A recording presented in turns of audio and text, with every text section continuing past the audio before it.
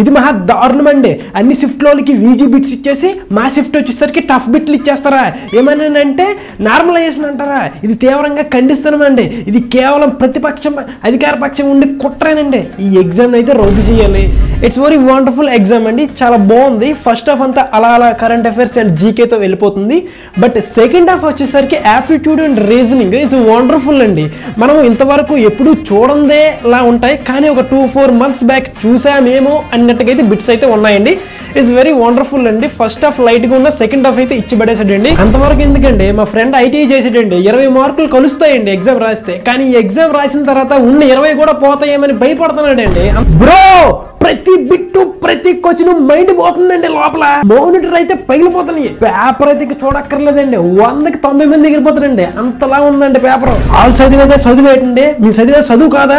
న్యాయం అనేది ఇద్దరికి జరగాలండి. నేను తీవ్రంగా ఖండిస్తున్నానండి. ఎగ్జామ్ అయితే రద్దు చెయ్యాలి.